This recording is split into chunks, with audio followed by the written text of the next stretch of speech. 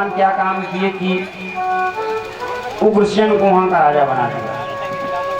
इसके पश्चात भगवान सबसे पहले अपने माता पिता से मिलने के लिए गए जेल, क्योंकि भगवान का पहला कर्तव्य था अपने माता पिता को छुड़ाना। और देवकी जी इतनी व्याकुल थी, इतनी छटपटाहट थी उनके अंदर, वो देखना चाहते थे कि हमारा कन्हैया कैसा है। मैंने सुना है वो वृंदावन में रहता है, उसके रूप सौंदर्य पे सब लोग मोहित रहते हैं, उसके गुणों का बखान होता रहता है, और मेरे पास कब आएगा, उसी कल्पना में देवकी जी खोई रही। वसुदेव जी उसी कल्पना में खोए रहते थे कि मेरा लल्ला 16 साल का हो गया, लेकिन आज भी हमको जो है जेल में रहना पड़ रहा है, हमको जेल में रहना पड़ रहा है। सोचती थी कैसे क्या किया जाए, कंस के इस अत्याचारों को कैसे मिटाया जाए, लेकिन जब देखा भगवान ने वध कर दिया, वध करने के बाद सारे दरवाजे खोले गए, और खोलने के बाद वसुदेव देवकी के पास भगवान गए। भगवान ने दंडवत प्रणाम किया, माता पिता को देखा, माँ जैसे देवकी जी ने देखा वैसे आंखों से छर छर छर छर आंसू निकलने लगा, और भगवान ने प्रणाम किया, कहा मैया मैं तुम्हारा लाल हूँ, मुझको ये पता चला कि मैं तुम्हारी कोख से जन्म लिया हूँ और मैं तुमसे मिलने के लिए आया हूँ।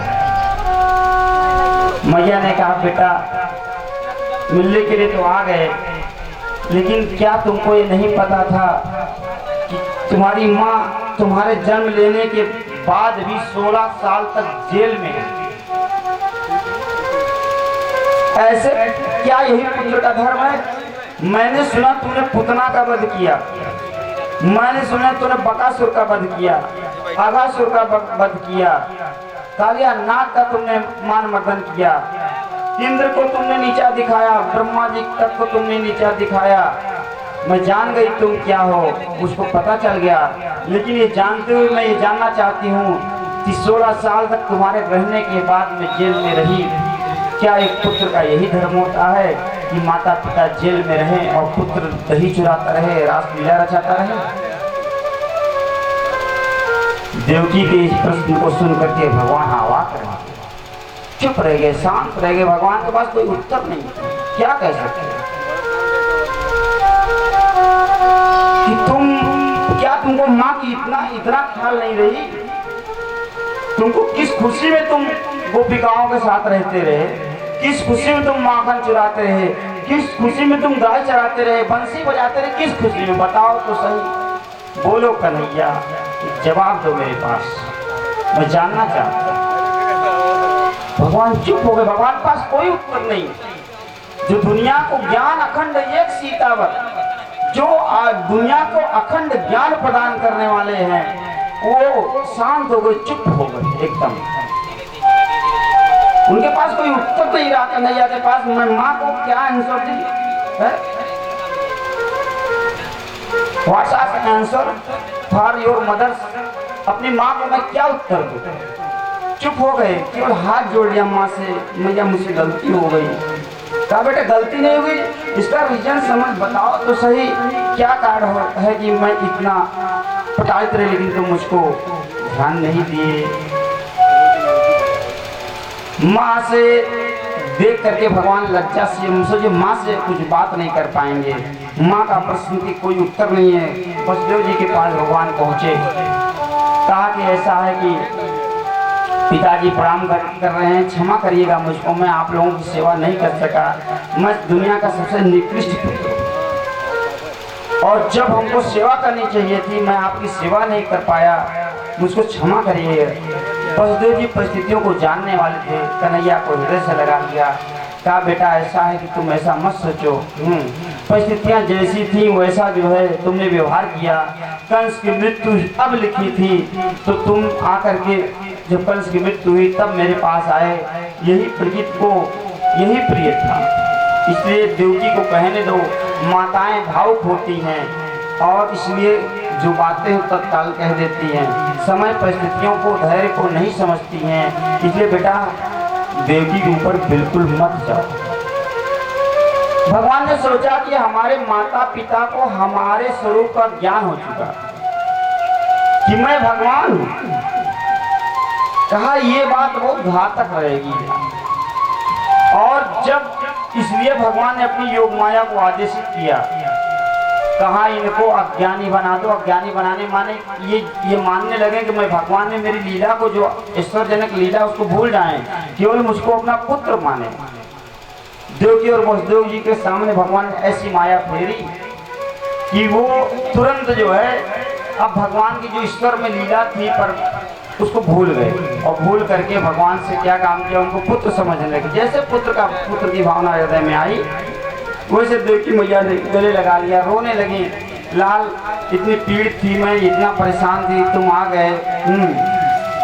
भगवान ने कहा कि ठीक है मैया, तुम मुझसे कोई, मैं गलती किया, मैं तुम्हारी सेवा नहीं किया, तुम मुझसे कोई वरदान मांगो, मैं तुम्हारी इच्छा को अभी पूरी कर दूंगा। देवकी जी से भगवान ने कहा। तो देवकी जी ने कहा बेटा ऐसा है कि देखो, माँ के लिए दुनिया में पुत्र से बढ़ के कोई प्यारा नहीं होता। एक माँ अपने पुत्र के लिए जान दे सकती है। पुत्र भले माँ के लिए जान न दे, लेकिन माँ अपने बेटे के लिए जान दे सकती है। पिता भी जान न दे अलग बात है, लेकिन माँ अपने बेटे के लिए जान दे सकती है।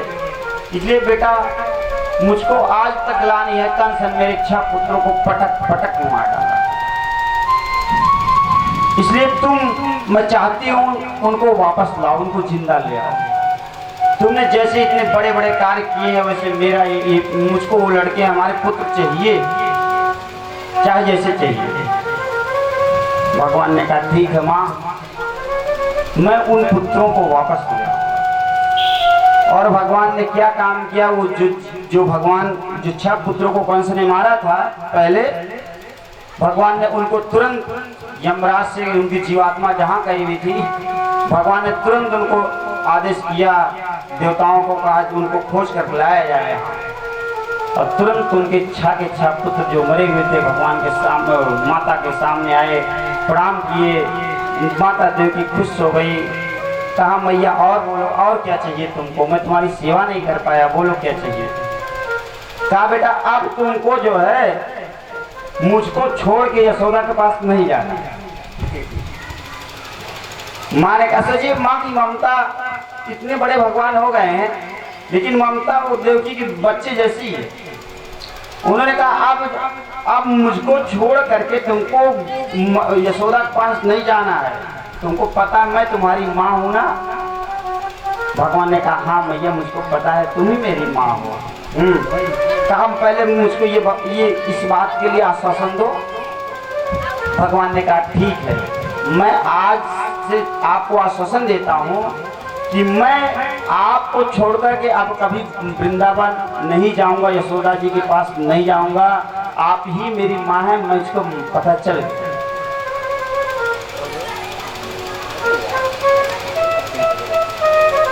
आप ही मेरी माँ है। पुत्र पुत्रो भवति, माता कुमाता न भवति। पुत्र पुत्र हो सकता है, लेकिन माता कुमाता नहीं हो सकती। माँ के इस प्रेम को देखकर भगवान की आंखों में आंसू आ गए। सोचा कि कितनी तड़पी होंगी माँ मेरी, आज 16 सालों से जेल में बंद, जब से मैं यहाँ से गया हूँ, उससे पहले से बंद है। मैया को आज कहा कि नहीं माँ, अब तो आपको छोड़ के नहीं जाएंगे, और जहाँ भी रहेंगे वहाँ आपको लेकर रहेंगे, और हमको देख करके आप संतृप्त होते रहिएगा, और हम जितना भी चाहेंगे आपकी, जितने हमसे हो सके आपकी सेवा करेंगे। माँ को भगवान ने आश्वासन दिया, और आपको जानकर आश्चर्य होगा कि भगवान वृंदावन से मथुरा आए, इसके बाद भगवान कभी रिटर्न मथुरा में नहीं। आप भाई भक्त की भावना है, भक्त भगवान को कहीं भी बुला ले वो अलग बात है, लेकिन रियल अगर आप जब भगवान की लाइफ को देखेंगे, भगवान के जीवन को देखेंगे, भागवत पढ़ेंगे, गर्ग संहिता पढ़ेंगे, पद्म पुराण पढ़ेंगे, स्कंद पुराण पढ़ेंगे, और पुराण महाभारत पढ़ेंगे, तो भगवान रिटर्न वृंदावन नहीं आए। और जहाँ तक मुझे याद है एक बार भगवान आए थे किसी काम के लिए, और कुछ काम के लिए आए थे जो मूल पॉलिटिकल काम था, और ज्यादा देर तक भगवान रुके नहीं, फिर चले गए। उद्धव जी को भेज दिया था, लेकिन भगवान भीतर आए नहीं। माँ को उन्होंने कह दिया था कि नहीं माँ, मैं आपके साथ रहूंगा, मैं वहां नहीं जाऊंगा। ये जेल में भगवान की बातें हुई, वार्ता हुई। इसके पश्चात भगवान क्या काम, उग्रसेन को उन्होंने राजा बना दिया। उग्रसेन को राजा बना दिया, राजा बनाया। अब यहाँ कंस का जो एक मित्र था, जरासंध नाम था उसका। जरासंध जो था, उसने सुना कि हमारे मित्र को, कंस को कन्हैया ने मार डाला है। ऐसा सुन करके उसने क्या काम किया, कहा कि मैं कन्हैया को छोड़ने वाला नहीं हूं। वो कन्हैया जो वृंदावन में जाकर के, गोकुल में जाके दही चुराता था, वृंदावन में रास रचाता था, और जो है कि